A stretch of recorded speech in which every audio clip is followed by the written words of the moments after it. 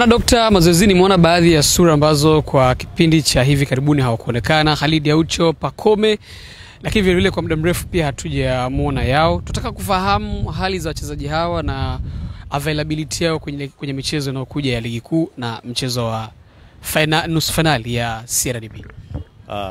Nashukuru sana, na leo tunashukuru Mungu kwa sababu karibia timu yote imeweza kurejea katika mazoezi.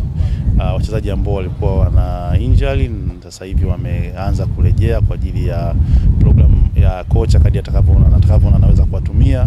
Aucho aliyekuwa na sprain ya hamstring muscles naye amerejea. Sasa anaanza mazoezi ya fitness na baada hapo atarejea kwenye kikosi kabisa kufanya mazoezi na timu kama wachezaji wengine. Pacome yeye amerejea kwenye mazoezi, na baadhi ya injury Msonda aliyepata maumivu kwenye mechi ya wakati tuko Zanzibar kwenye makombe la Muungano, naye ameweza kurejea, sasa hivi yuko sawa.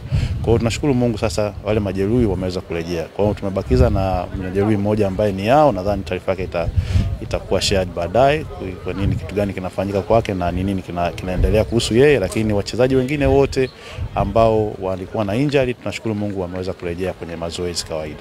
Uwezekano wa Pacome kuanza rasmi na Aucho kwenye kikosi cha kwanza pengine kukaa bench, tutarajie kwa muda gani?